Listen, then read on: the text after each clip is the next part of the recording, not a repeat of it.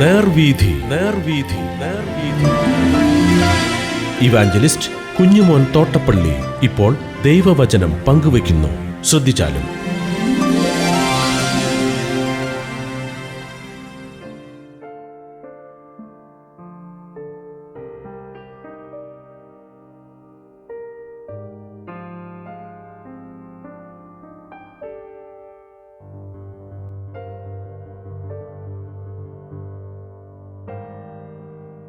യിരെമ്യാ പ്രവചനം 22-ാം അധ്യായം ഞാൻ വായിക്കുന്നത് ശ്രദ്ധിച്ചാലും.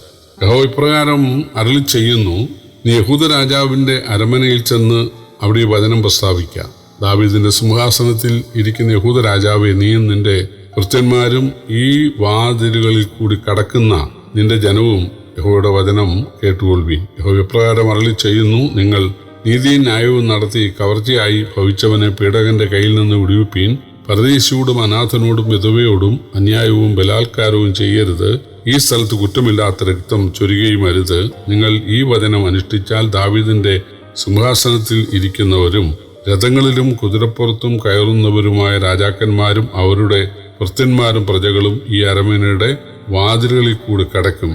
ഈ വചനം കേട്ട് അനുസരിക്ക ഇല്ലെങ്കിലോ ഈ അരമന ശൂന്യമായി പോകുമെന്ന് ഞാൻ എന്നെ ചൊല്ലി സത്യം ചെയ്യുന്നുവെന്ന് യഹോവയുടെ അരുളപ്പാട്. യഹൂദ രാജാവിന്റെ അരമനയോട് യഹോവ ഇപ്രകാരം അരുളി ചെയ്യുന്നു, നീ ഗിലെയാദും ലെബാനോന്റെ ശിഖരവുമാകുന്നു. എങ്കിലും ഞാൻ നിന്നെ ഒരു മരുഭൂമിയും നിവാസികളില്ലാത്ത പട്ടണങ്ങളും ആക്കും. ഞാൻ ആയുധപാണികളായ സംഹാരകന്മാരെ നിന്റെ നേരെ സംഭരിക്കും. അവർ നിന്റെ വിശിഷ്ട ദേവദാരുക്കളെ വെട്ടി തീയിലിട്ട് കളയും. അനേകം ജാതികളും ഈ നഗരം വഴി കടന്നു പോകുമ്പോൾ ഓരോരുത്തൻ താന്താന്റെ കൂട്ടുകാരനോട്, ഈ മഹാനഗരത്തോട് യഹോവ ഇങ്ങനെ ചെയ്തതെന്ത് എന്ന് ചോദിക്കുകയും അവർ തങ്ങളുടെ ദൈവമായ യഹോവയെ ഉപേക്ഷിച്ച് അന്യദേവന്മാരെ നമസ്കരിച്ച് സേവിച്ചതുകൊണ്ട് തന്നെ എന്ന് ഉത്തരം പറയുകയും ചെയ്യും. മരിച്ചവനെ കുറിച്ച് കരയണ്ട, അവനെക്കുറിച്ച് വിലപിക്കുകയും വേണ്ട. നാട് വിട്ടു പോകേണ്ടി വരുന്നതിനെ കുറിച്ച് തന്നെ കരവീനവൻ മടങ്ങി വരികയില്ല. ജന്മദേശം ഇനി കാണുകയില്ല. തന്റെ അപ്പനായ യോശിയാവിന് പകരം വാണിട്ട് ഈ സ്ഥലം വിട്ടുപോയ അവനായി യോശിയാവിന്റെ മകനും യഹൂദ രാജാവുമായ ശല്ലൂമിനെ കുറിച്ച് യഹോവ ഇപ്രകാരം അരുളി ചെയ്യുന്നു, അവൻ ഇവിടേക്ക് മടങ്ങി വരികയില്ല. അവനെ ബദ്ധനാക്കി കൊണ്ടുചെന്ന സ്ഥലത്ത് വെച്ച് തന്നെ അവൻ മരിക്കും. ഈ ദേശം അവൻ ഇനി കാണുകയില്ല. നീതികേട് കൊണ്ട് അരമനയും അന്യായം കൊണ്ട് മാളികയും പണിത് കൂട്ടുകാരനെ കൊണ്ട് വേല ചെയ്യിച്ചു കൂലി കൊടുക്കാതിരിക്കുകയും ഞാൻ വിസ്താരമുള്ള അരമനയും വിശാലമായ മാളികയും പണിയും എന്ന് പറഞ്ഞ് കിളിവാതിലുകളെ വീതിയിൽ തീർക്കുകയും ദേവദാരു കൊണ്ട് തട്ടിടുകയും ചായല്യം കൊണ്ട് ചായമിടുകയും ചെയ്യുന്നവൻ അയ്യോ കഷ്ടം. ദേവദാരു കൊണ്ട് മികച്ചവനാകുവാൻ ശ്രമിക്കുന്നതിനാൽ നീ രാജാവായി വാഴുമോ? നിന്റെ അപ്പനും ഭക്ഷണപാനീയങ്ങൾ കഴിച്ചില്ലയോ? എന്നാൽ അവൻ നീതിയും ന്യായവും നടത്താതിരുന്നില്ല. അന്ന് അവന് നന്നായിരുന്നു. അവൻ എളിയവനും ദരിദ്രനും ന്യായം പാലിച്ചു കൊടുത്തു. അന്ന് അവന് നന്നായിരുന്നു. ഇതല്ലയോ എന്നെ അറിയുക എന്നുള്ളത് എന്ന് യഹോവയുടെ അരുളപ്പാട്. എന്നാൽ നിന്റെ കണ്ണും മനസ്സും അത്യാഗ്രഹം നിവർത്തിക്കുക, കുറ്റമില്ലാത്ത രക്തം ചൊരുക, പീഡനവും സാഹസവും ചെയ്യുക എന്നിവയിലേക്കല്ലാതെ മറ്റൊന്നിലേക്കും ചെല്ലുന്നില്ല. അതുകൊണ്ട് യഹോവ യോശിയാവിന്റെ മകനായി യഹൂദ രാജാവായ യെഹോയാക്കീമിനെ കുറിച്ച് ഇപ്രകാരം അരുളി ചെയ്യുന്നു, അവനെക്കുറിച്ച് അവർ അയ്യോ സഹോദര, അയ്യോ സഹോദരി എന്ന് ചൊല്ലി വിലപിക്കുകയില്ല. അവനെക്കുറിച്ച് അയ്യോ തമ്പുരാനെ, അയ്യോ തിരുമേനി എന്ന് ചൊല്ലി വിലപിക്കുകയില്ല.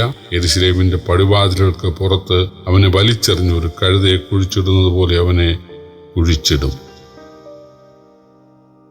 BC 598 മരിച്ച യെഹോയാക്കീം രാജാവിന്റെ ദുഷ്ടതയെക്കുറിച്ചും അവനും രാജ്യത്തിനും വരാൻ പോകുന്ന ദുരന്തത്തെക്കുറിച്ചുമാണ് 1 മുതൽ 9 വരെയും 13 മുതലും ഉള്ള വാക്യങ്ങൾ. 10 മുതൽ 12 വരെയുള്ള വാക്യങ്ങളിൽ മരിച്ചവനെ കുറിച്ച് കരയേണ്ട, അവനെക്കുറിച്ച് വിലപിക്കുകയും വേണ്ട, നാട് വിട്ടു പോയവനെ കുറിച്ച് തന്നെ കരവീൻ, അവൻ മടങ്ങി വരികയില്ല, ജന്മദേശം ഇനി കാണുകയില്ല എന്നത് അതിനു മുൻപ് യോശിയ രാജാവിന്റെ മകനായ യഹോവാഹാസിനെ കുറിച്ച് യിരെമ്യാവ് BC 609 പ്രവചിച്ചതാണ്. യഹോവാഹാസിന്റെ മറ്റൊരു പേരാണ് ശല്ലൂം എന്നത്. അക്കാലത്ത് പ്രബലപ്പെട്ട മിസ്രയീം രാജാവായ ഫറവോൻ നെഹോ രണ്ടാമൻ ശല്ലൂമിനെ ബദ്ധനാക്കി ഈജിപ്തിലേക്ക് കൊണ്ടുപോയി. അവന് മടങ്ങി വരികയില്ല എന്നാണ് യിരെമ്യാവ് പ്രവചിച്ചത്. അത് സംഭവിച്ചു. തുടർന്ന് വന്ന രാജാക്കളായ യെഹോയാക്കീമിനെ കുറിച്ചും യെഹോയാക്കീനെ കുറിച്ചുമാണ് തുടർന്ന് യിരെമ്യാവ് പ്രവചിച്ചത്. യെഹോയാക്കീം തന്റെ സുരക്ഷിതത്വത്തിനായി വലിയ അരമന പണിതു, പണിക്കാർക്ക് കൂലി കൊടുത്തുമില്ല. അതാണ് 13-ാം വാക്യത്തിൽ നാം കണ്ടത്. പിതാമഹനായ യോശിയ രാജാവിനെ പോലെ നീതിയും ന്യായവും നടത്തിയില്ല. ദരിദ്രരെയും പരദേശികളെയും പരിഗണിച്ചില്ല. അതാണ് 16-ാം വാക്യം. അതുകൊണ്ട് അവൻ യെരൂശലേമിന് പുറത്ത് വലിച്ചെറിയപ്പെട്ട് ഒരു കഴുതയ്ക്ക് തുല്യം കുഴിച്ചിടപ്പെടുമെന്നാണ് 19-ാം വാക്യത്തിൽ നാം വായിച്ചത്. അവനെക്കുറിച്ച് വിലപിക്കാൻ ആരും ഉണ്ടാകുകയില്ല എന്നാണ്. അവൻ നിമിത്തം രാജ്യവും പട്ടണവും നാമാവശേഷമാകും. വഴിപോകുന്നവർ തമ്മിൽ യഹോവയെ ഉപേക്ഷിച്ച് അന്യദൈവ സേവ ചെയ്തതിനാലാണെന്ന് പറയും. അതാണ് 7 മുതൽ 9 വരെയുള്ള വാക്യങ്ങൾ. യഹോയാക്കീമിന്റെ മകനായ യഹോയാക്കീന്റെ ഗതിയും അതുതന്നെ ആയിരിക്കുമെന്നാണ് 24-ാം വാക്യം. മിസ്രയീമിന് ശേഷം പ്രബലപ്പെടുന്ന ബാബേൽ രാജാവ് അവന്റെ മേലാധിപത്യം നടത്തും. അതാണ് 25-ാം വാക്യം. അവൻ ജനത്തോടുകൂടെ പ്രവാസത്തിലേക്ക് പോകേണ്ടി വരും എന്ന് ആണ് അവസാന 28, 29 വാക്യങ്ങൾ. പ്രിയപ്പെട്ടവരെ, പാപം എവിടെ കണ്ടാലും ദൈവം ശിക്ഷിക്കും. അത് നോഹയുടെ കാലത്ത് മനുഷ്യരെ കണ്ടപ്പോൾ ജലപ്രളയം വരുത്തി ശിക്ഷിച്ചു. ലോത്തിന്റെ കാലത്ത് മനുഷ്യരെ കണ്ടപ്പോൾ ആകാശത്തു നിന്ന് തീ ഇറക്കി അവരെ ശിക്ഷിച്ചു. അത് മിസ്രയീമിൽ കണ്ടപ്പോൾ ഫറവോനെയും ഫറവോന്റെ സൈന്യത്തെയും ചെങ്കടലിലെ വെള്ളം കുടിപ്പിച്ച് ദൈവം ശിക്ഷിച്ചു.